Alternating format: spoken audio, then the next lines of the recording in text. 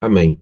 Nós estamos começando a terceira aula de estudo de número 9, a interpretação da Bíblia. Eu vou pedir para a Nádia, então, orar em nome de Jesus para nós iniciarmos. Amém? Você pode orar, Nádia? Posso? Oh, meu Pai querido, meu Pai amado, nosso Deus vivo, glorioso, poderoso, obrigada por mais um dia de vida, pela nossa saúde, paz, proteção, pela nossa família, pela nossa casa, trabalho, comida, pela tua proteção e livramento, Pai. Agora, nesse momento, estamos aqui na tua presença para poder aprender mais de ti, mais da tua palavra. Abra o nosso caminho, o nosso coração, a nossa mente, para que a gente possa entender tudo que o nosso pastor vai nos ensinar. Em nome de Jesus. Amém e amém. Amém. Amém. Amém. Amém. Nós estamos, hoje nós concluímos, né, se Deus quiser, o estudo de número 9, né, com a terceira aula. Na semana passada, eu queria ter entrado já nessa apresentação desse material, e que, em nome de Jesus, nós possamos concluir já essa aula. Talvez se precisarmos de mais uma aula, tudo bem em relação a isso, mas a ideia é nós concluirmos hoje, né, o estudo de número 9. De maneira direta, né, nós temos trabalhado aí nas últimas semanas, nas últimas 2 semanas, com a questão da interpretação da Bíblia, né?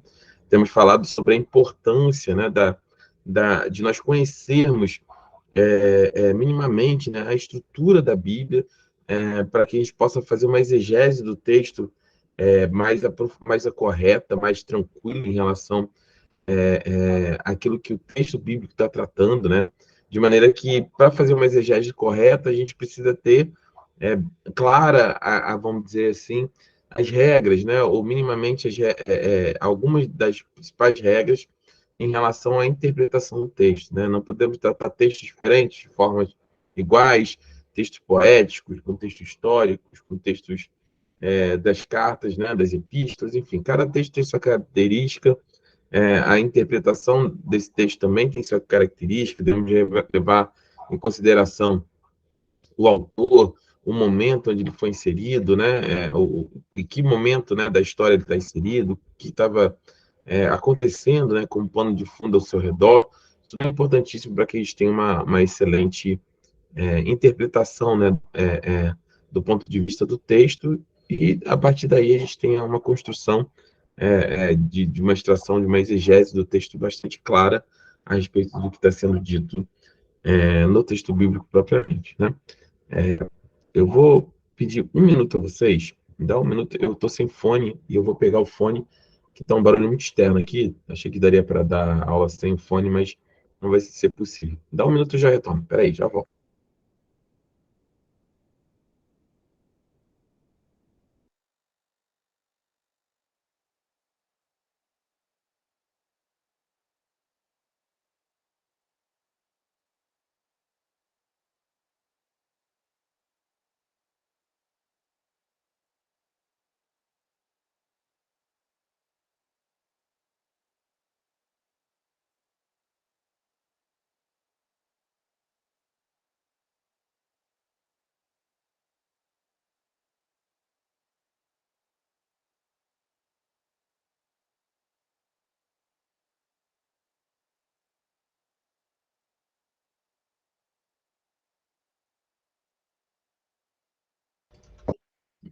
Pronto, já retornei. Deixa eu só fazer a configuração aqui do fone, mas já retornou. Espera aí.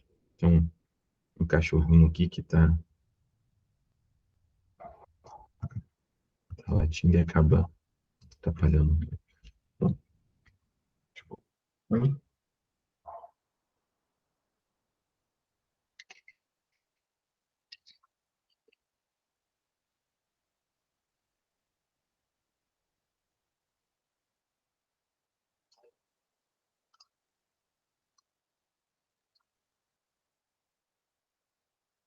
Amém. Sejam bem-vindos, Jorge e Lorena. Pai Senhor, vocês, acho que vocês vão me ouvir melhor também. Deixa eu ver se eu consigo puxar aqui. Amém. Vamos dar continuidade, já daqui a pouco ele entra aqui nas configurações. Então, de maneira clara, né, a gente estava falando sobre essa questão que acompanham, paz, Lorena, a estrutura, né, a forma como é construído o texto, a forma como aquele tema está sendo inserido, qual é o contexto, isso tudo faz com que a gente tenha uma exegese, uma interpretação do texto bem mais clara, e a hermenêutica é justamente, vamos dizer assim, aquilo que define as regras, né, ou minimamente coloca os limites, né, a forma como a gente possa ter uma boa interpretação desse texto para que a gente evite, né, em alguns aspectos, caminhar para extrair ou concluir algo em relação ao texto que não seja exatamente aquilo que o autor bíblico, que a palavra do Senhor está definindo. Mas vai ficar mais claro agora, eu vou compartilhar com vocês. Vou botar aqui na janela. Acho que a tela agora vai ficar.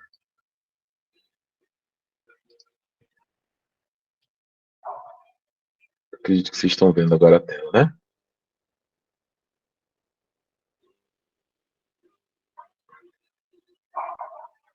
Sim? Sim, pastor. Sim, pastor. Deixa eu mudar a tela aqui para outra. Acho que vai ficar melhor assim. Trabalhar com telas e falar com vocês com outra.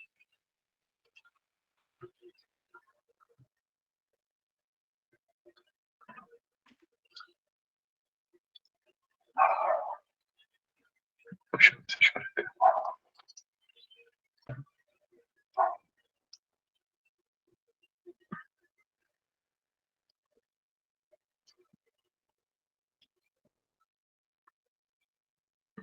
Pronto, acho que agora vocês vão estar vendo a apresentação. Sim? Sim. Sim.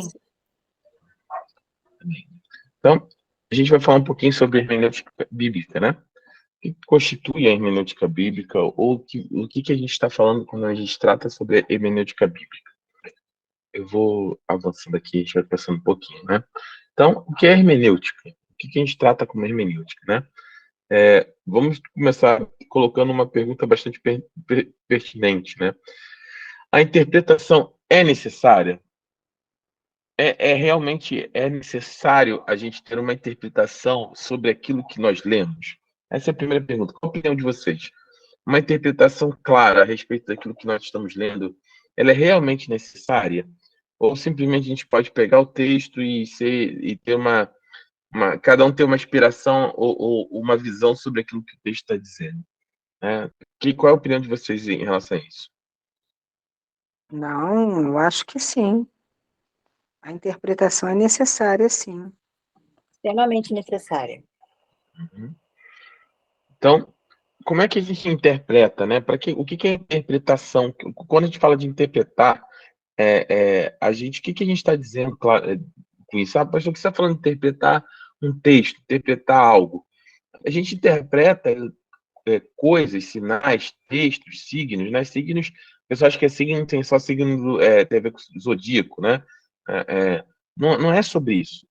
A gente interpreta sinais e textos, né? E codificações o tempo todo na nossa vida, né? Em relação àquilo que a gente, por exemplo, quando a gente vê aqui o exemplo de um sinal, que é o mais claro dos sinais, né? Você tem um sinal de trânsito, é um sinal de trânsito, é uma codificação, é um código do qual você foi padronizado, foi estabelecido como, vamos dizer assim, consensuado dentro da sociedade que aquela codificação ela diz algo e que esse algo todos precisam ter a consciência do que diz, precisam entender o que é dito, para que todos respeitem e para que todos se pautem ou se comportem de acordo com aquele padrão estabelecido. Então, por exemplo, o sinal de trânsito. Todos nós é, é, é, sabemos que, por exemplo, quando a luz vermelha está acesa, né, o motorista ele não pode avançar naquela direção, ele precisa parar e esperar. Mas não está escrito lá em cima no sinal vermelho, está escrito assim: motorista, quando eu estiver acesa, ou quando essa luz estiver acesa, você deve parar e aguardar até que a luz verde está abaixo fique acesa novamente. É isso que está escrito no sinal? Cada sinal tem escrito esse texto? Não, obviamente que Não. não, né?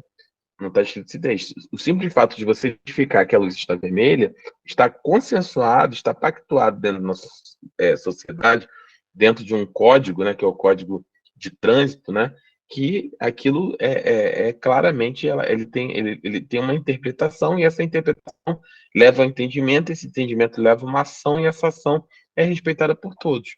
Então, quando a gente fala sobre interpretação, a gente está falando sobre isso. A capacidade de você ler, ou de você ver, ou de você identificar algo que te diz de imediato, te passa uma mensagem, te diz com clareza, você entende com clareza aquilo que está sendo dito ou comunicado através desse sinal ou desse texto. Os textos também não mudam muito, né? Aqui eu vou ter uma foto sobre internetês, né? Que você, quando está digitando lá, você não escreve para não, você escreve não com, com um M, né? Você, PC junto, oiê, cabeça, miguxo, relaxa, cadê, valeu, né? Você tem vários códigos, né? Que não fazem parte, por exemplo, da linguagem do português, né? Formal, né? Da linguagem do português formal, mas que nosso dia a dia ele foi codificado. Existe uma linguagem dentro começou com a internet, né, de maneira geral, lá atrás, e aí você conhece, você vai ter a sua idade denunciada igual a mim, que começou com o Mirk, né, que depois foi MSN. Se você é da época do MSN, você sabe que eu tô falando que começou, depois, né, foi a revolução que foi o WhatsApp, mas acabou estendendo na época pelo Orkut, depois, enfim, Facebook, e acabou propagando. Então, a interpretação desses textos, sim, nós fazemos isso todo o tempo, né? Todo o tempo a gente está fazendo esse tipo de coisa. Sem dúvida, né? Inequivocamente, a hermenêutica é uma das mais relevantes disciplinas para aqueles que postulam o estudo da teologia, ou mesmo para os que, tendo ouvido o chamado de Deus para o ofício pastoral, tornam-se pregadores da sua palavra. Por quê? Porque observe a frase seguinte: o conhecimento esfria o crente. Será mesmo? O conceito acima geralmente toma por base o texto de 2 Coríntios 3,6. Nós já discutimos na última aula, né? A respeito dessa estrutura. O que nós estamos falando, né? Em relação a isso, como que nós devemos ter o conhecimento, né? Em relação à Bíblia? Qual é aquilo que é necessário, né? Para a gente poder esse texto de 2 Coríntios 3,6, na verdade, eu não tratei com vocês, é um texto que eu abri agora para confirmar, mas não. Nós tratamos sobre a letra, né, que mata, né? Não, é esse texto mesmo, 2 Coríntios 3,6, tá? Que a letra mata, mas o espírito vivifica. Nós tratamos nesse texto na semana passada. Então, de que maneira, né, nós vimos aqui na semana passada, você viu como é que um simples conceito, né, a letra mata, mas o espírito vivifica, né? Aí desdobrou para o conhecimento esfria o crente, desdobrou para uma série de outros assuntos, de outras interpretações, né, que acabam sendo bem distante e equivocadamente distante, né, daquilo que a Bíblia estabelece como o ensino, como aquilo que está sendo comunicado através do texto bíblico. Então, a capacidade, né, quando você tem um chamado como cristão, como líder, né, no caso do ofício pastoral, ou qualquer outro ofício na igreja, como nós vamos ter, em nome de Jesus, né, está no meu coração, da minha esposa, né, a gente tem conversado sobre isso, já conversamos com a minha mãe também, sobre a inclinação que nós temos, né, para constituir, por exemplo, os grupos familiares. Mas por que grupos familiares? Porque nós entendemos que a igreja ela precisa crescer de forma orgânica, né? Os pequenos grupos, né? Os grupos familiares, eu fui líder há muito tempo, muitos anos de pequenos grupos. Elas são a forma como nós temos não só de comunicarmos o evangelho de forma clara para as pessoas que às vezes têm resistência, por exemplo, a ir até uma igreja e participarem de um culto, mas também para que a gente possa dar vazão a todos os dons, né?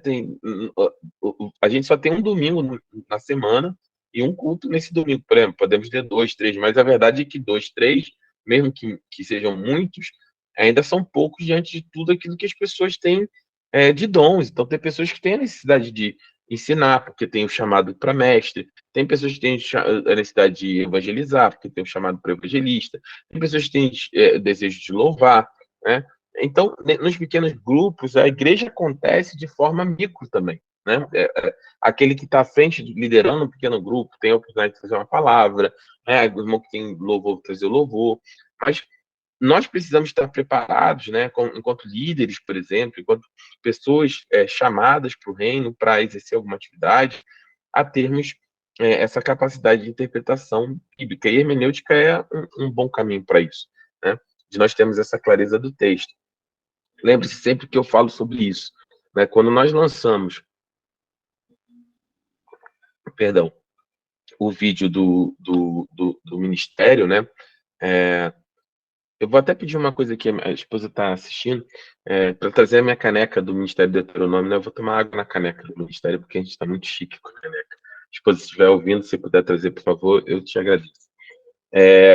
Então, a gente tem como esse princípio de conhecimento, né? Uma base fundamental para você ter uma boa interpretação bíblica.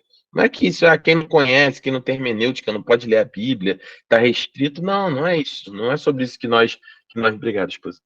Não é sobre isso que nós lidamos, né? Não é sobre isso que nós estamos tratando aqui, né? Não é que, então para me ler a Bíblia, para Deus falar comigo, eu tenho que ter hermenêutica. Claro que não. Óbvio que não. Claramente que não. Que nós defendemos na igreja justamente o sacerdócio universal do crente, que é a base da reforma protestante. Você não precisa de ninguém para interpretar a Bíblia para você. Você pode ler isso e Deus vai falar com você claramente. O texto bíblico ele é autoexplicativo, né? Ele só precisa dele mesmo.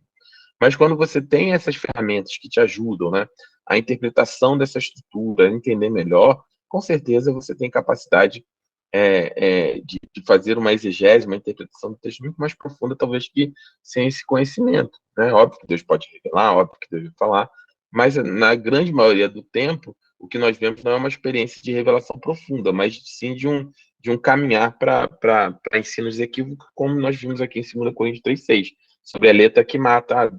Crente não pode fazer faculdade, crente não pode fazer teologia, crente não pode fazer isso, crente não pode estudar, porque a letra mata. E Paulo estava falando claramente sobre a lei e não sobre o estudo, não sobre o conhecimento, né? Está falando que a letra lá atrás, a manifestação da lei matava, mas o Espírito, né, que estava por trás da lei, que se manifestou através de Cristo Jesus, o Espírito Santo, o Espírito de Deus, que trazia a vida às pessoas. Então, essa é a importância. E eu voltando, eu comecei a frase e acabei cortando. Quando nós colocamos lá, no lançamento do ministério, no vídeo de lançamento, sermões expositivos, né? A gente não está dizendo, aquilo ali não é uma coisa para ficar legal no vídeo, aquilo ali são as bases do nosso ministério: coinonia, comunhão, respeito, sermão expositivo. O que eu estou querendo dizer quando eu coloco lá sermão expositivo? É a extração do texto pelo texto. Tem outros tipos de sermões que são bem-vindos, não tem problema algum, mas um sermão expositivo, quer dizer, um sermão que traz o texto, deixa o próprio texto bíblico falar. Eu não pego o texto e fico inventando os 7 passos, os 10 passos, as N aplicações a partir de uma interpretação, mas eu trazer um texto e falar o que o texto está dizendo. Olha, aqui Paulo estava falando isso, Pedro estava falando aquilo, João estava falando isso, Isaías estava tratando disso. Expor a respeito do texto para que o próprio texto possa se manifestar, que é o texto, que é a palavra de Deus. Lembra? Nós estudamos sobre a Bíblia como sendo a palavra de Deus, e ela vai trazer esse entendimento de maneira clara, né? Então, o vocábulo, né? O vocábulo hermenêutica tem origem no termo grego hermeneutikos, que significa interpretação, ou hermenêuticos, intérprete. A exegese, do grego exegeses, explicar, interpretar, relatar, ou exegeomai, que é extraio, tiro para fora, exteriorizo. Então, enquanto a hermenêutica ela é a interpretação, a forma, é a regra, sim, a exegese é a extração, é como você pega aquele texto e você extrai ele, você traz tudo que o texto está dizendo, você interpreta, você tira, né, para fora, você puxa o texto para você trazer o conceito que está ali claramente, e aí você, para fazer esse movimento de extração, você tem as regras de interpretação que são deixa eu botar aqui, a hermenêutica, que é a parte hermenêutica. Paz, irmã Elizabeth, seja bem-vinda. Então, em relação aos textos, né? Regras fundamentais de hermenêutica, fazendo exegese de um texto bíblico. Aqui tem um exemplo claro, né? Assim, a lei foi o nosso tutor até Cristo, para que fôssemos justificados pela fé. Então, essa é uma forma muito clara aqui. Eu, por exemplo, uso muito esse método, né? quando eu estou extraindo um texto, é justamente isso. Eu pego aqui em relação ao texto, por exemplo, assim a lei. Que lei é essa, por exemplo? O que está dizendo aqui da lei? A lei moral, os 10 mandamentos. Então, o Êxodo, por exemplo, 31:18 traz sobre isso. O Êxodo 20 fala sobre isso, escrito pelo dedo de Deus. Então, eu entendo que ele está, óbvio que isso não é uma associação, não fico ali, né? Mas é uma associação, já sei que é lei, já sei o que está falando aqui. Então, eu já trago, eu já puxo de dentro do texto essa estrutura. Tá, opa, peraí, você está falando da lei. O que diz a lei? A lei foi nosso tutor até Cristo. O que é tutor? Aí, por exemplo, falar no original quer dizer aio, do grego. Quer ver?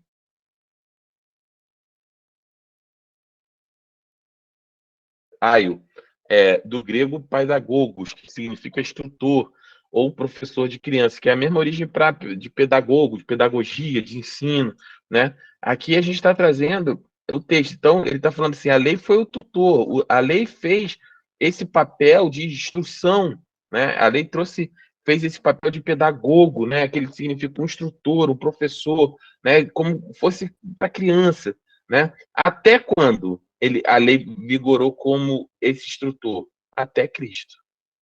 Até Cristo. Ó, pela lei veio um pleno conhecimento do pecado. O que a lei nos ensinou como pedagogo? O pecado. E a lei mostra o nosso erro. Lembra que falamos sobre isso? Que o nosso filho não pode ser punido. Ah, sobe no sofá e eu vou te dar uma chinelada se você pular no sofá, por exemplo. Mas se ele não souber dessa regra, ele não pode ser punido. Ele não sabia. Mas se você subir no sofá e pular em cima do sofá, o papai vai botar você de castigo, por exemplo. Então, eu estou instruindo ele, ele está ciente. Então, a lei foi isso. A lei veio trazer o conhecimento do pecado. Ó, as leis morais, os 10 mandamentos, né, as leis morais, as de Deus, escrito pelo mandamento de Deus. Os 5 primeiros referentes ao seu relacionamento com Deus, os 5 com o seu próximo.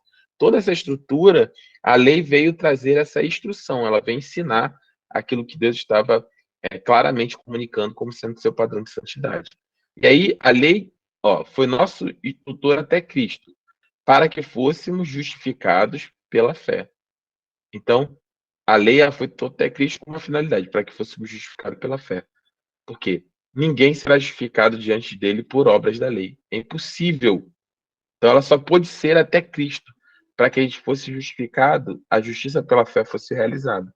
Então, Romanos 3:20. A justificação é recebida pela fé, provida pela graça, confirmada pela obediência da fé. Romanos 3:31. Para quê? Que fé é essa? O que é fé? Fé está plenamente convicto que Jesus pode cumprir o que prometeu. Lembra, eu sempre falo, fé é a certeza, é a confiança em Deus e sua palavra. Essa é a definição de fé. É estar plenamente convicto que Jesus pode cumprir o que ele prometeu. É você ter essa confiança. Né? Romanos 4:21. A justificação é fruto da confiança na justiça de Cristo e não na nossa. Então, essa é uma forma de você fazer uma exegese, de você extrair do texto tudo aquilo que o texto está te dizendo, um único versículo. Por exemplo, você poderia pregar no próximo curso de domingo só a partir de Gálatas 3:24, com toda a estrutura aqui que você está dizendo. Poderia trazer, por exemplo, se você fosse uma pregação, você poderia botar lá em bullets, por exemplo. Bullet 1, a lei. E aí você traria essa estrutura aqui, ó. Você explicaria aqui, ó. Bullet 2, uma exposição do texto. Tutor. E aí você traria todo o conceito aqui e traria aqui. Enfim, assim que eu construo as pregações, por exemplo, que eu levo para a igreja. 3. Cristo. Aí eu vou colocando aqui, justificado, tal, até eu chegar. Aí daqui do final eu faço uma aplicação do texto. Uma aplicação do texto. Normalmente é assim que eu construo. E dessa aplicação, aí eu passo por uma ministração sobre a igreja. Uma oração, louvor. Então, essa é a estrutura, a forma como a gente pode fazer uma exegese de um texto. Ah, mas pastor, só pode ser feito assim? Não, não é só isso. Óbvio que não. Ser obrigado? Não. Mas quando você faz dessa forma, você tem uma certeza muito grande que você está se mantendo dentro daquilo que a palavra do Senhor está estabelecendo. Irmãos, até que está tudo bem, vocês estão muito quietinhos e essa é uma aula bem um pouco mais técnica e eu fico, às vezes, preocupado de estar se tornando maçante. Preciso de um feedback de vocês para que a gente possa caminhar em relação a esse tema, tá bom? Pastor, Oi, oi. Me esclarece uma coisa. Em relação a isso tudo, aquilo que a gente aprende, por exemplo, que eu estou ouvindo da pastora Val, que o senhor até já falou também várias vezes, o contexto está inserido nesse processo, né? Sim, sim, sim, com certeza. Essa é só uma Para não parte da dar exegese, né? heresia, né? A questão da hermenêutica é você aplicar o texto dentro de todo o contexto dele, né? Mas Todo um o que eu estou contexto. dizendo aqui, por enquanto, eu estou falando da interpretação, que é a exegese do texto, a extração do conceito do A texto, né? Mas extração. não Tá, falo. ok. Bom, mas tá claro até aqui, tá tudo bem? Escreva aí no chat, amém. Não, pastor, pelo amor de Deus. Tá ruim, vamos mudar o assunto também. A gente precisa ter esse Não, é feedback. dificílimo. Eu pergunto porque é coisa assim de universidade para mim, pastor. Uhum. Estou sendo absolutamente sincera. Mas vamos embora, né? Bom, vocês vão entender, quando a gente for evoluindo, vocês vão ter isso mais claro. Oi, Yasmin, pode falar. Eu ia perguntar se dava para fazer uma com a gente do zero. Vamos terminar a apresentação e a gente vai Que deixar para boa. ficar bem claro, tá bom? Tá bom. Vamos lá. Então, as regras fundamentais para a hermenêutica, né? Primeiro, a análise semântica do texto, né? O que é semântica? Semântica é o sema, o sinal. Você vai ter ali a análise do sentido que um termo tem dentro do texto. Então, analisa um termo pelo seu contexto imediato. Qual o sentido do termo na perícope, né? A perícope é uma pequena extração, um pequeno pedaço de um texto, é um perícope. Qual é o contexto imediato, né? Qual o contexto geral? Qual o sentido do termo da frase, né? E quais análises do objetivo? Para que o autor colocou ali aquela estrutura? O que ele está dizendo, né? Principalmente quando você trata em relação a um texto que pense sempre o seguinte: o texto bíblico ele foi criado por Deus desde há muitos anos atrás. Então, os textos do Antigo Testamento são em hebraico, aramaico. O do Novo Testamento são num grego, por exemplo, que já nem se fala mais. Então, você precisa ter sempre esse caminhar ali com o texto, entendendo aquilo que está estabelecido dentro do texto, para você ter uma boa interpretação daquilo que o texto está dizendo, né? Então, a semântica, né, as professoras aqui de plantão podem me ajudar, são muito melhores que eu em relação a isso, né? É fundamental, né? Qual é o termo semântico daquela palavra? O que ela quer dizer? O que está querendo colocar ali em relação ao texto, Significação, né? né, pastor? Oi? Significação. Exatamente, né? Porque às vezes tem textos, eu costumo dar um exemplo bem facinho, né? Normalmente, até quando eu falo sobre isso, que é a confusão que a gente faz entre o termo fácil e simples, por exemplo, né?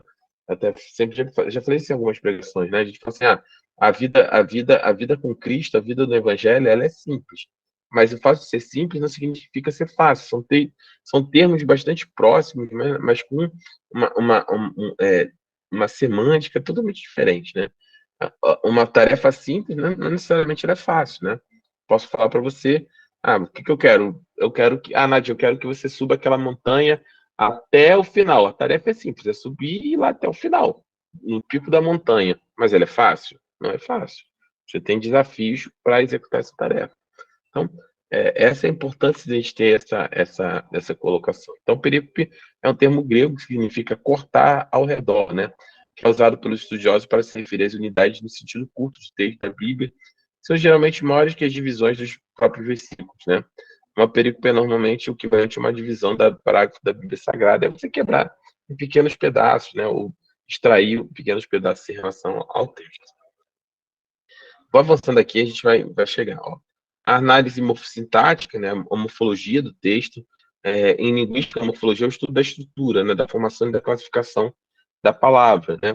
Um exemplo claro, por exemplo, que eu já trouxe aqui, quando a gente fala sobre vida, né, no Novo Testamento, a gente precisa estar atento ali que a vida, a palavra vida, né, que é traduzida, por exemplo, no Novo Testamento como vida, né, de maneira geral, em português ela atribui uma palavra vida, no Antigo Testamento, perdão, no original, no grego, né, ela tinha outras palavras, né, que é bio, zoe, o zoé, a vida de Deus, bio, que era a vida natural, vida, né, vamos dizer assim, simplória, né, tanto que a gente traz biologia, biomedicina, né, da vida natural. Agora, a vida de Deus tinha um outro termo, que era Zoé, que era a vida de Deus em nós. Então, Jesus, quando fala, olha, eu vim para que tenham vida e vocês tenham, João 10:10, eu tenho vida e vida em abundância. Que tipo de vida é essa? Eu vim para que vocês tenham Zoe em abundância, vocês tenham vida de Deus em vocês, para que vocês tenham essa capacidade de ter a vida que somente eu posso dar em vocês. Não é a vida natural, não é a vida secular, é a vida de Deus em vocês. Então, quando nós estudamos a estrutura em relação à morfologia da palavra, né, como é que ela está sendo colocada, né, palavras famosas, metanoia, né, que é a mudança de entendimento. Então, ela te traz, né, a forma como aquela palavra, a construção morfológica da palavra, ela te diz muito a respeito do que a palavra está te dizendo, qual é o sentido que ela está comunicando naquela estrutura, né? Então, a sintaxe, se a morfologia analisa a palavra de maneira isolada, a sintaxe ela vai considerar a frase no período como eles são construídos, né? Então, eu pego a palavra, mas qual é o contexto? Como é que é aquele período? O que é aquela frase? O que ele está tentando dizer em relação a isso, né? Nós vou sempre metendo até nesse texto, na semana passada, para me dar a lei, a letra mata, né? Mas qual é o contexto ali inserido? O que estava, qual era o período ali dentro daquela frase? O que estava sendo dito? Qual era a estrutura que estava sendo construída? Qual era a sintaxe? Qual era o entendimento, né? A respeito daquilo que estava sendo colocado ali como, por exemplo, a letra mata. A letra mata. Não. Qual é a construção que está sendo trazida pelo autor naquele momento? Então, aqui vai começar a ficar mais claro. Você é um pouquinho do português, da aula de português, assim, né? Que a gente tem professoras aqui que são muito mais capacitadas, pessoas muito mais capacitadas que eu, mas é só para a gente ter esse entendimento. Então, uma coisa que você deve considerar é que os estilos literários presentes na Bíblia, né? A história narrativa. A Bíblia tem textos históricos e narrativos. Textos poéticos, poesia, profecia, provérbios, epístolas, né? Que são cartas, né? Com um objetivo mais direcionada, né? Então, isso tudo é uma forma são os estilos literários, né? É como os textos foram construídos. Em contrapartida, nós também temos a lei, temos evangelhos, temos parábolas, temos sapiencial, temos salmos, que são cânticos, né? Então, cada texto desse você precisa ter é, é, é, esse aprofundamento para você ter uma boa interpretação daquilo que está sendo colocado. O que eu estou dizendo uma coisa que está escrito na lei, outra coisa é como eu leio um salmo, né? Qual o contexto, por exemplo, do salmo? Quando o salmista fala, olha, eu olho para o monte, de onde virá o meu socorro virá do Senhor. Qual o contexto que ele está dizendo ali em relação àquele texto? O que significa olhar para o monte, né, para um salmista naquela situação, no contexto estrutural? Mas, pastor, eu sei que o socorro vem do Senhor. Mas é claro que você não precisa de nenhuma interpretação, de nenhuma hermenêutica para entender isso. Óbvio que o socorro vem do Senhor. E a sua confiança tem que estar no Senhor. Não importa a situação que vem do Senhor. Mas, é, é, por exemplo, tem algumas linhas, né, de interpretação bíblica, por exemplo, que tratam que, naquele momento, em Israel, por exemplo, é, é, você tinha ali naquela região, uma grande propositura, por exemplo, tem algumas intérpretes que caminham para essa área, né, alguns exegéticos, né, de textos, que ali naquela região tinha muitos ídolos, né, muitos altares ao redor ali, que eram construídos normalmente nos montes, né, eram construídos ao redor das cidades nas montanhas, né, altares a deuses, a outros deuses, a Balaíns, a Baal, enfim. Então, ali, alguns defendem que o salmo está dizendo, olha, eleva meus olhos para o monte. De onde virá o meu socorro? Meu socorro vem desse Deus, daquele Deus, desse monte de deuses pagãos, dessas montes de oferendas a outros deuses, vem de deuses que foram feitos pelas mãos de homens? Não. Meu socorro não vem. Eleva meus olhos para o monte. De onde virá o meu socorro? O meu socorro vem do Senhor, que está muito acima dessas coisas, do Senhor que ele é muito acima disso tudo que está sendo colocado aqui diante de mim. Então, é só uma questão de estruturação e entendimento da forma como a Bíblia foi composta, né? Então, você vai ter ali, de maneira geral, né? Se você puder passar uma linha aqui, esse aqui é a forma de estruturação do Antigo Testamento e a forma de estruturação do Novo Testamento. Então, Pentateuco, por exemplo, os 5 primeiros livros de Moisés, né? Gênesis, Êxodo, Levítico, Número e Deuteronômio. E aí você vai ter ali, né, os históricos de Josué, que vai até Esther, por exemplo. São os livros históricos. Poéticos, Jó, Salmos, Provérbios, Eclesiásticos, Cânticos. Então tem gente que lê, por exemplo, o livro de Jó como um livro simplesmente histórico. Não, é um livro poético, né? É o livro de um dilema, né? É o livro que trata de um dilema, né? Se Jó era bom e Deus era bom, por que Jó sofre, por exemplo? Isso é um dilema profundo. Você já parou para pensar sobre isso? A Bíblia diz que Jó era um homem íntegro e reto. Então Jó era um homem bom. E Deus é bom. E por que Jó sofre, por exemplo? O que o texto está tentando trazer para nós, por exemplo, a respeito disso? Já parou para pensar sobre o dilema de Jó? Como é profundo? Você tem ali uma pessoa que é íntegra e reta, e por ser íntegro e reto, ele é provado. E Deus permite que ele seja provado.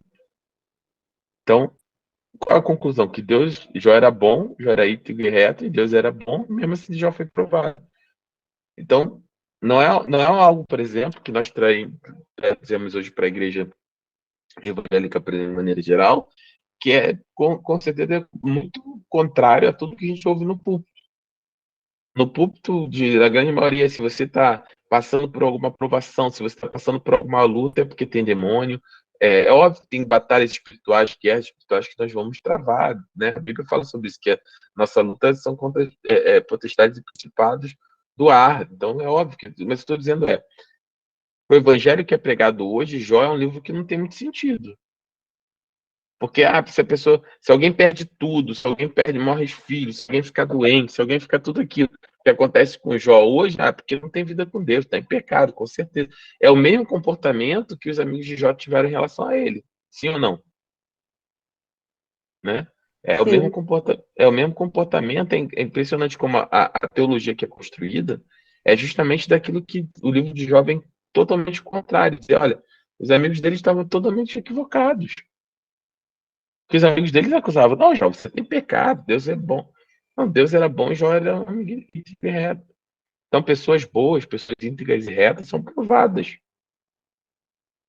São provadas. Porque o compromisso de Deus não é com o secular, não é com agora. O compromisso de Deus é com a eternidade. Deus não olha para o tempo, para o nosso Cronos, né?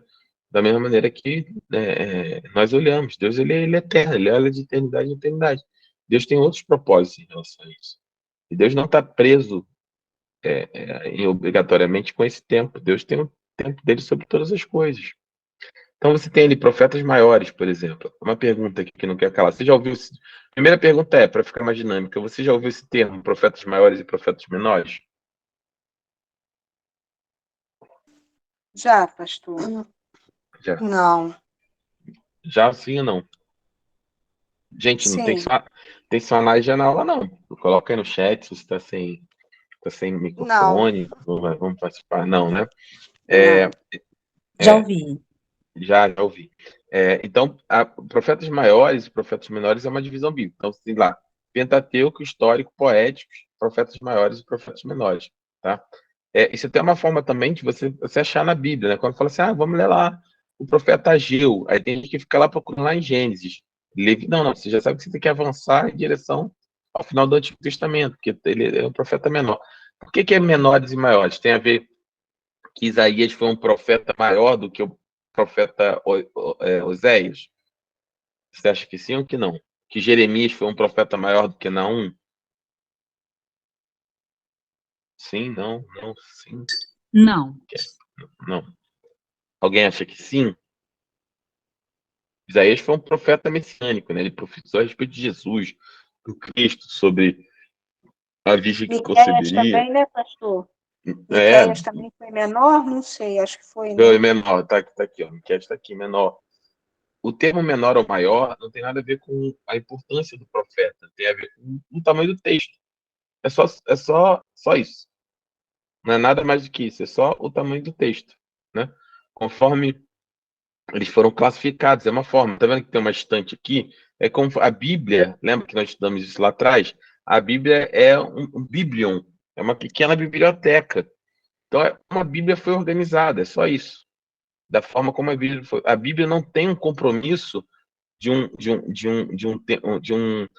vamos dizer assim, de uma ordem cronológica dos fatos. Não, a Bíblia ela é organizada de acordo com os cânones. Por que ela é uma Bíblia? Por que é um Bíblia? Por que é uma pequena biblioteca? Porque antigamente você tinha lá, era mais ou menos assim, lembra? Aqueles papiros, era aqueles papiros assim, ó.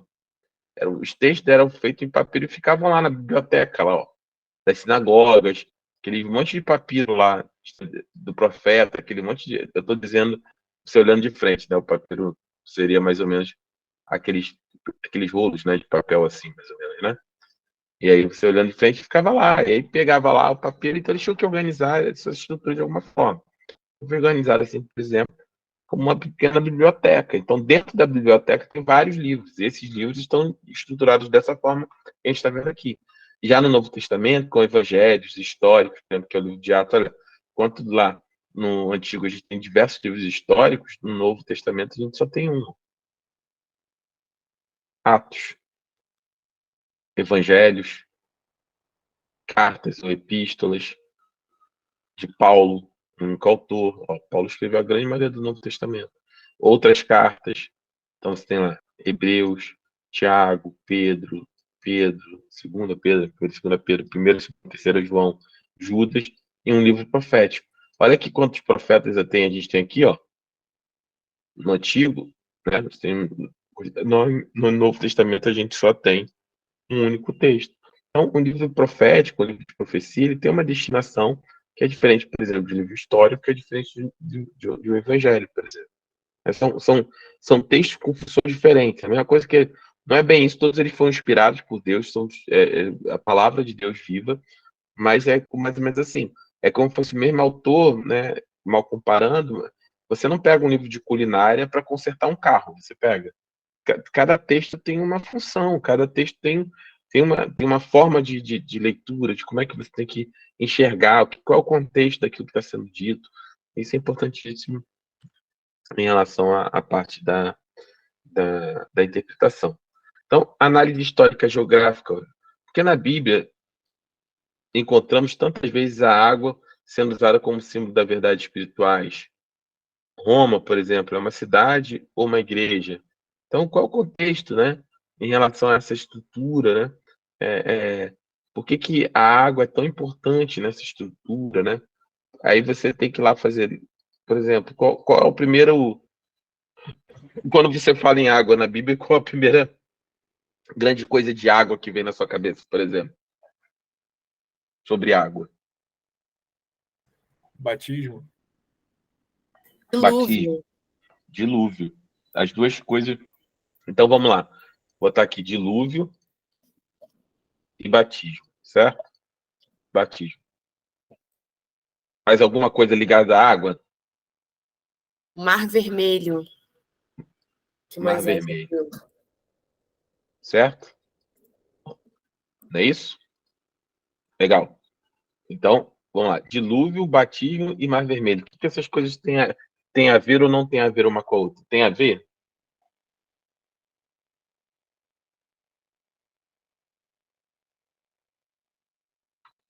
Sim? Não? Sim? Vamos, gente, não tem certo e errado, não, para a gente poder ganhar. Pode falar, fica à vontade.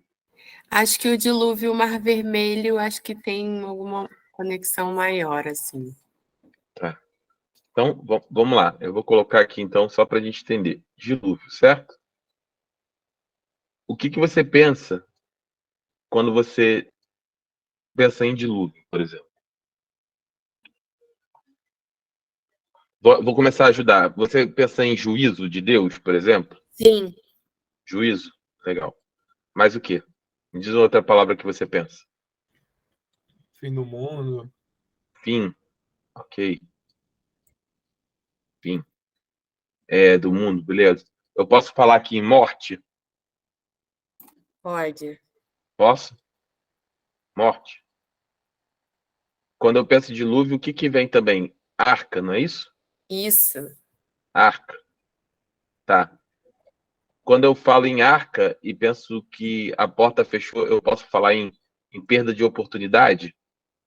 As pessoas Pode. podiam ter adicionado na arca, perda de oportunidade. Pode. Não é isso? Ó. Isso. Então, isso tudo para dilúvio, tá? Olha como é que foi. Aí eu vou colocar aqui na ordem só Mar Vermelho.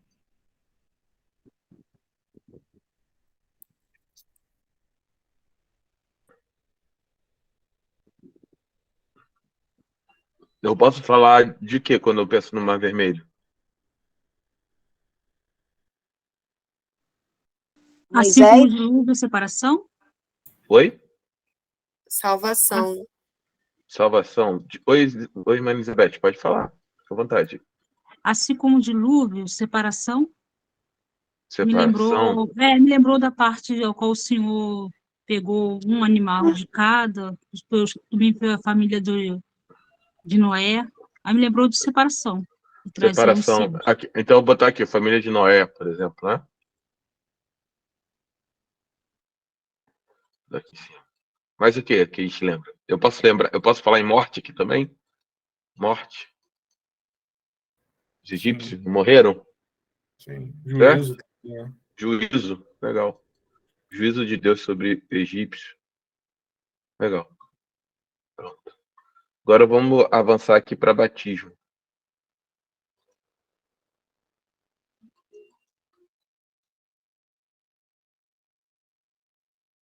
O que eu penso com batismo? Morte também. Morte. Opa. Os três me lembraram escolha, decisão. Decisão. consagração, Separação. Certo? Consagração é separação, né? Transformação. Consagração. Então, aí. Transformação. Formação. Certo? Eu posso falar aqui também em. Eu só esqueci de botar que alguém tinha falado em Barra Vermelha em libertação. Eu pensei, não escrevi. Libertação. Posso falar aqui também? Libertação? Sim. Libertação. sim, Aqui embaixo eu posso falar também em libertação? Batismo? Também. bem. Tá vendo? Vamos parar por aqui. Olha como é que tudo isso aqui, ó, é interligado. Então, quando você fala sobre o dilúvio, por exemplo, você está falando sobre exercimento de juízo, sobre o fim, sobre a morte e vida também, porque a família de Noé que ela não vive, Deus não separa essa família, Deus não poupa essa família. Um meio de salvação, a arca. Quando você fala sobre o dilúvio, e fala Mar Vermelho, você está falando praticamente das mesmas coisas. Pela água, Deus executou o juízo, Deus trouxe fim sobre todas as coisas, Deus manifestou morte e vida, Deus fez separação de pessoas. No Mar Vermelho é a mesma coisa. Deus salvou Israel, separação do povo de Israel, a morte daqueles que não confiavam em Deus, que não acreditavam em Deus, que não caminhavam com Deus, que eram os egípcios, vida para todo Israel, para aqueles que foram separados por Deus pelas águas. Tudo isso aponta para cá.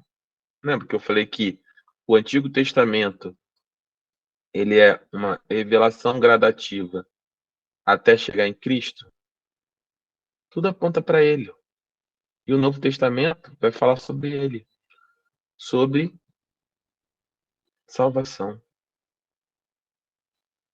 sobre libertação, sobre juízo para aqueles que não acreditam, sobre vida para aqueles que confiarem em Cristo. Tudo isso aponta para cá. Ó. Tudo isso aponta para cá. Da mesma maneira que no dilúvio muitos morreram porque não acreditaram, muitos vão morrer porque não acreditam em Cristo. Vão morrer o quê? Agora, hoje, nesse mundo? Não, vão morrer eternamente. Assim como a porta da arca, nós já falamos sobre isso, ela se fechou um dia e as pessoas não entraram, a possibilidade de aceitar a Cristo da salvação um dia vai se fechar. Quando Jesus voltar, vai estar tudo acabado. Então, tá vendo como quando você conhece a história, a estrutura de tudo que você está fazendo, como toda a Bíblia ela fala a respeito de. Ela aponta sempre para ele, ó. É sempre sobre ele. É tudo sobre ele. Quando você fala sobre um simples termo, é o que a gente começou falando sobre água. Então, como é importante, né? Então, quando você vai ver lá a caminhada, a peregrinação, né, do povo de Israel, do povo judeu, lá quando sai do Egito, ali é uma caminhada da própria igreja, Deus apontando para a própria igreja. Libertação, por isso que a gente, quando fala lá de Faraó, a gente fala do diabo, do mundo, saiu do Egito. Por quê? Porque é isso, era uma pequena amostra, era um pequeno símbolo, uma simbologia de tudo aquilo que aconteceria na vida da igreja. Assim como Israel foi libertado do Egito, você, nós fomos libertos do Egito. Assim como Israel estava sob o jugo de alguém ruim, que era Faraó, nós estávamos sob o jugo de Satanás, debaixo do pecado. Assim como o povo passou pelo batismo, pelas águas do Mar Vermelho e saiu do outro lado em direção à promessa, em direção à a Jerusalém, a terra prometida, assim nós, quando passamos pelo batismo, nós sepultamos a velha criatura e nascemos em direção a uma promessa. Que promessa é essa? De uma vida eterna com Deus, vivemos eternamente com o Senhor, em direção a não a Jerusalém física, né? Não a terra prometida, não a Canaã, mas a Canaã celestial, que é a promessa do Senhor para nós.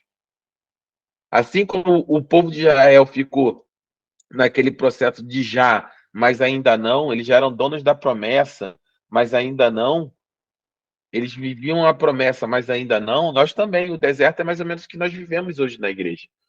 Nós estamos caminhando, nós somos peregrinos aqui nesse mundo, não é aqui, esse deserto, esse mundo não é aqui o nosso lugar, mas até que seja manifesta a nossa, seja nos dado, nos entregue por Deus, até que, lembra que eu falei, Josué e Jesus é o mesmo nome, Josué e Jesus é o mesmo nome, Josué e Jesus é o mesmo nome,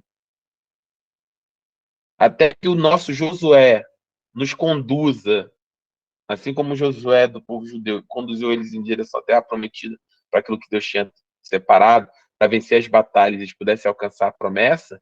Assim, nós já aguardamos aqui, nós estamos marchando com o nosso Josué aqui, até que ele venha, né, e nos dê tudo aquilo que é a nossa promessa. Nós estejamos levados a Canaã espiritual, a Jerusalém espiritual, que é a terra, a cidade feita de ouro, né, que a gente vê lá em Apocalipse. Tá vendo? Quando a Bíblia toda, ela fala sobre as mesmas coisas. O que nós precisamos como cristãos é ter esse entendimento para que você entenda o seguinte: você não precisa de ninguém para dizer essas coisas para você. Para ter esse entendimento. A Bíblia não é um codex, a Bíblia não é algo que é impossível de você entender. A Bíblia é muito clara, ela é muito simples. Ela é tão simples que ela chega a ser difícil, porque é isso. Tudo vai falar sobre quem? É sobre ele. Coloca isso na sua cabeça, é sobre ele. É sobre a vida e a morte dele, é sobre a obra que ele estabeleceu.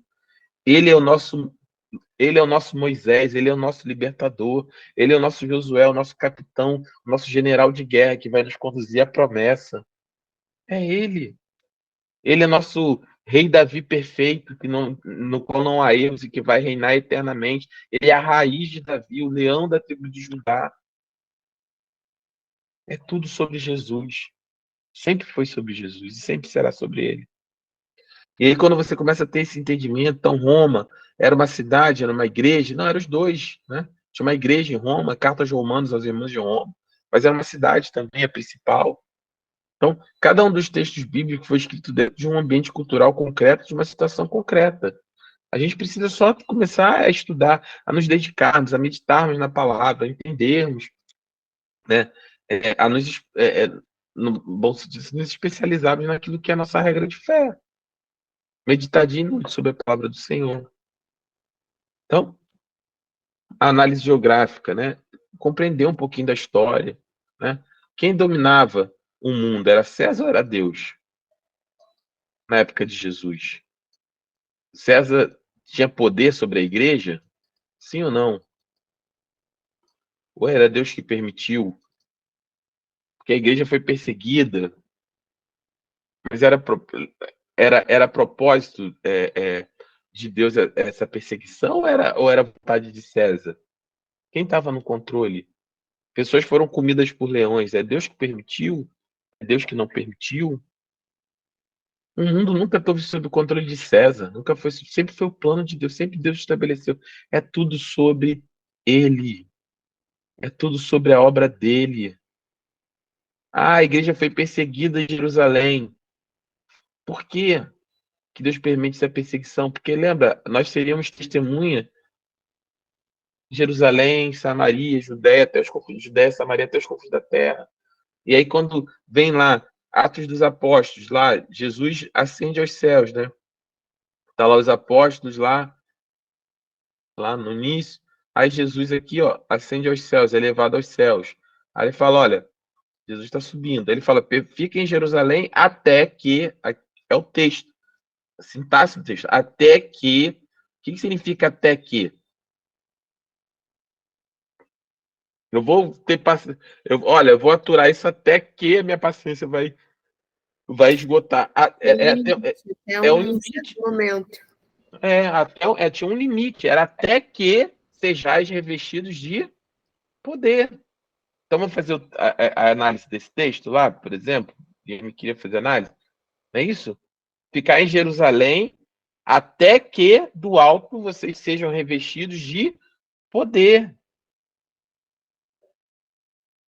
Que poder era esse? Aí lembra da palavra? Dunamis. Nós tivemos um dunamis. Poder explosivo de Deus. De dentro para fora. Um poder que te impulsiona, ele te leva a fazer mais do que você pode, infinitamente mais do que você é capaz. Então Jesus fala, olha, fiquem até que esse dunamis aqui, ele seja derramado sobre vocês, esse poder. Para quê? E sereis, até que seja revestido, e sereis. Então, afinal, até que, quando isso acontecer, esse poder chegar, vocês vão se transformar em algo que vocês ainda não conseguem ser testemunhas.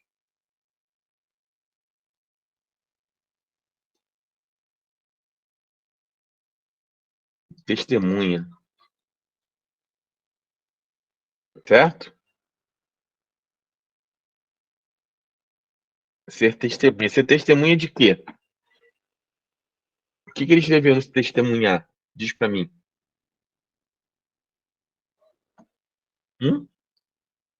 Sobre Jesus, certo? Sim ou não? Sim? Abre o áudio aí. Eu estou descrevendo aqui, eu não estou vendo. Sim. Sim, sobre Jesus. Jesus, ele fala, você tinha lá o Antigo Testamento, era igual à antiga, o quê? Aliança.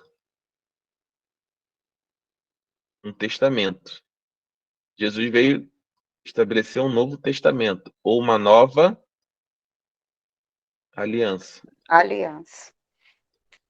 O evangelho, o que significa a palavra evangelho?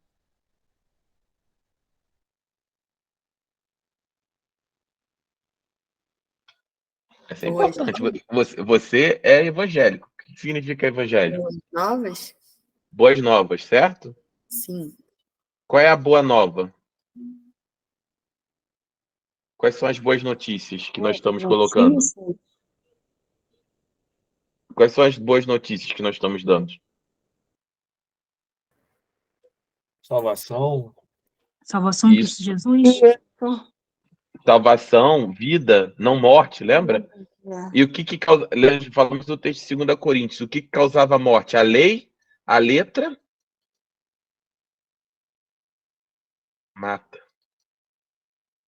A boa nova é que a morte que foi manifesta pela lei, em Cristo Jesus foi manifesta agora o Espírito. E o Espírito Pela graça, trouxe né? a graça. Então essa é a boa nova. Falar, ei, olha, pessoal, mundo, Niterói, São Gonçalo, Rio de Janeiro, Brasil, Então, estava todo mundo morto pela lei. A lei matava, a letra matava, mas Cristo veio.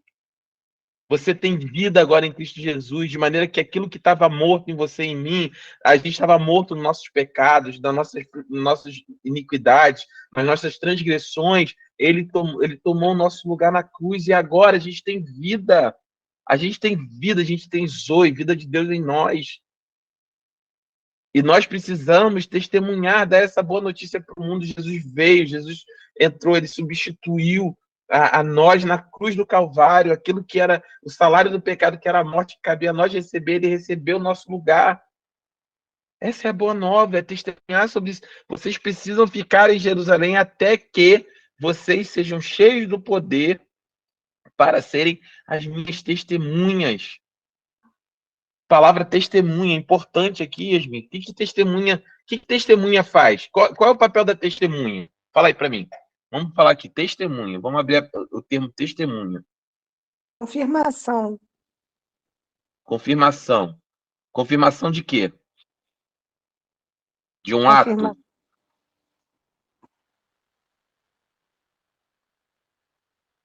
Confirmação de um ato? De um ato? Confirmação. De um ato? De um Confirmação. crime? O testemunho é a confirmação de um fato. De um fato. De um fato. Ótimo. Certo? Então, a testemunha, ela testemunha sobre um documento, certo? Sobre um fato. Né? Quando você pega sobre um crime, sobre um casamento, sobre algo, né? Sobre algo concreto, não é isso? Ela valida ou ela testemunha, ela diz a respeito de algo que aconteceu. Por quê? Vamos colocar aqui, a gente está falando de antigo. O que esse T aqui significa? Testamento. E esse aqui T aqui? Um novo Testamento. testamento. Um testamento. Primeira pergunta. Um testamento, ele tem poder sem que aquele que testamentou morra? Hã? Não entendi, pastor. Pergunta de novo. Um testamento? O testamento vale para alguma coisa se aquele que está testamentando morra? A primeira coisa para um testamento valer é quem fez o testamento morrer.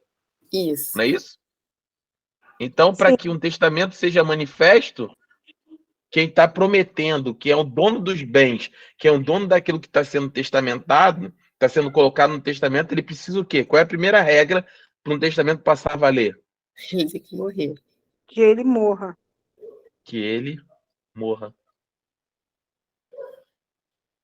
É isso que nós testemunhamos. Que ele morreu. E com a morte dele, tudo que estava nesse testamento, vida eterna, graça, favor não merecido, misericórdia, perdão dos nossos pecados, das nossas transgressões, ser co-herdeiro de Cristo. Quando ele morre, tudo que ele testamentou, tudo que ele colocou nessa nova aliança, ela entra em vigor. E quando entra em vigor, é necessário que as testemunhas confirmem esse fato. Ele morreu. Ele nos fez co-herdeiros de tudo que ele tinha. Mas só com uma única diferença de algo humano. Ele, além disso tudo, ele era tão incrível, ele era tão poderoso, ele era tão espetacular, ele era o Filho de Deus, ele era o próprio Deus, que ele fez isso tudo, isso aqui, esse movimento que o diabo não esperava. Além disso tudo, ele ressuscitou.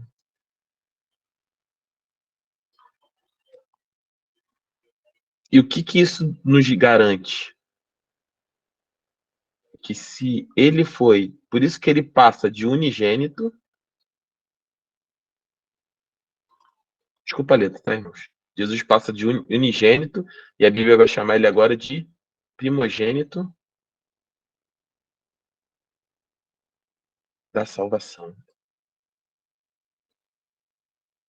Jesus passa de ser o unigênito, o único gerado. Deus amou o mundo de tal maneira que deu seu Filho unigênito para que todo aquele que nele crê não pereça, mas tenha vida eterna. Unigênito, ele passa a ser o primogênito da salvação. O que significa? Que de único, ele passou a ser o primeiro, o primogênito, entre muitos irmãos. Quem são esses irmãos? Nós, suas testemunhas. E o que isso nos garante? Nos garante que se ele ressuscitou após estar morto, a Yasmin, o Lúcio, a Tatiana, a pastora Tânia, o Jorge, também vai ressuscitar, porque essa é a nossa garantia. Ele foi o primeiro entre nós.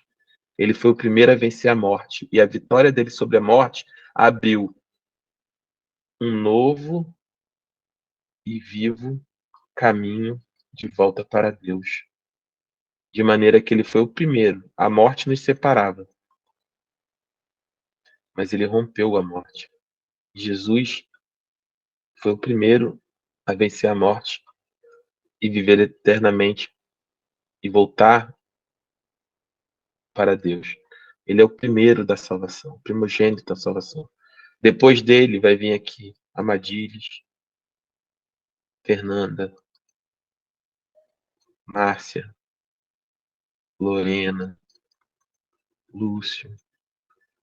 Essa é a nossa garantia. E é sobre isso que nós devemos testemunhar. Essas são as boas novas. Ele morreu, mas ele ressuscitou. E com a sua morte, tudo aquilo que estava prometido no testamento dele foi estabelecido. Vida eterna, graça, misericórdia, co-herdeiro da criação.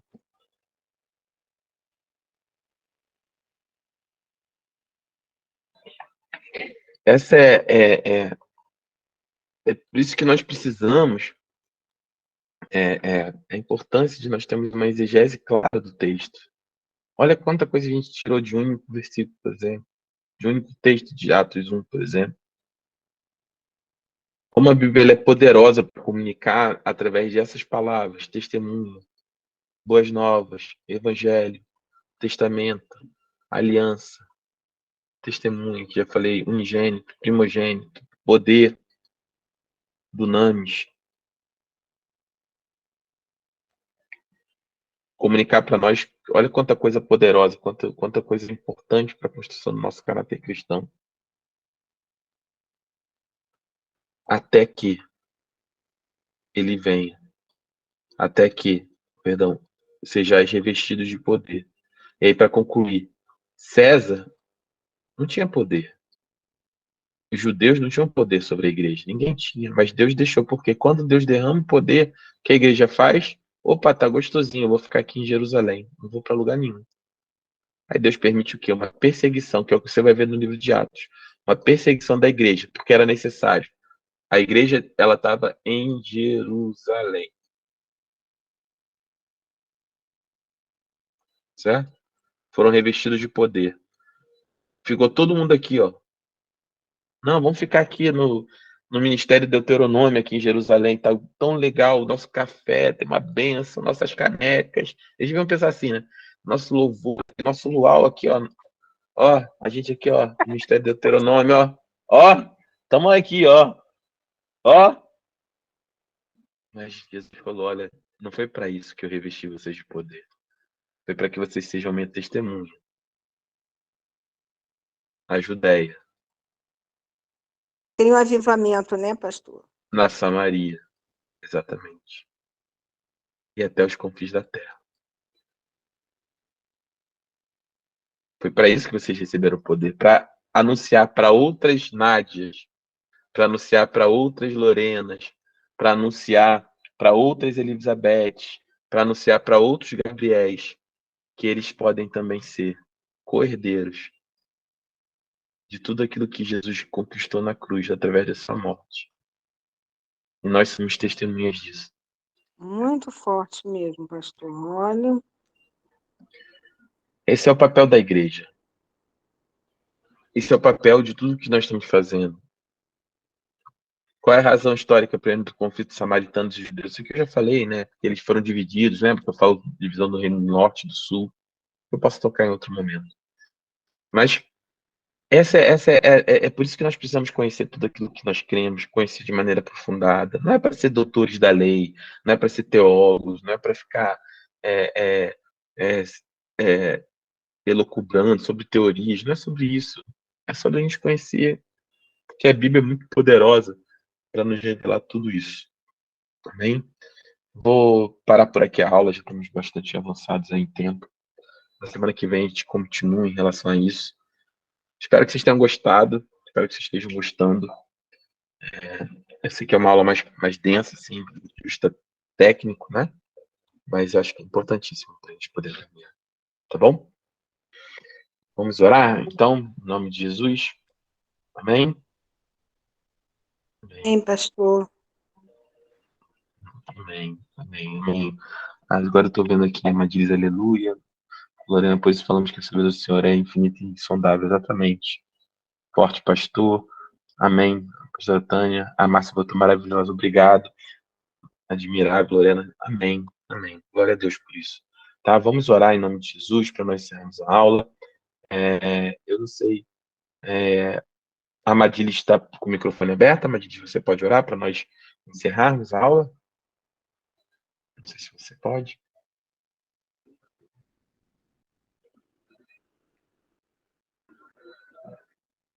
Amém, Madile? Acho que ela não está podendo nesse momento. Vou pedir para Yasmin, então, para orar para nós encerrar. Pode orar? Amém. Então, vamos lá. Então, a Yasmin fica escalada para a próxima aula, Yasmin. Está escalada, tá bom? Disculpa. Amém. Bendito Padre Celestial, Señor mi Dios, te damos gracias, Señor. Gracias. Gracias por una aula más de bendición, Padre Santo Celestial. Gracias, Señor, porque cada día te conocemos más, aprendemos más. Bendice, Señor, al pastor Lucio. Dale aún más sabiduría para que de esa manera él pueda enseñarnos. Danos un sueño reposado, tranquilo, llenos de paz para terminar esta semana, Señor. Y sorpréndenos según la necesidad de cada uno de nosotros. Muito obrigado, Deus. Muito obrigado, Deus, por la bênção desta aula. Em Cristo Jesus. Amém. Amém. Amém, meus irmãos. Amém, Ó, amém. Jesus Amém. abençoe vocês. Quinta-feira Boa nós noite. temos culto, tá bom? Fiquem na paz. Boa noite. Paz, pastor. Paz, A paz paz de a Deus. todos, a paz. Boa noite. A paz a todos. Paz. A paz. Boa noite. A paz. Boa noite.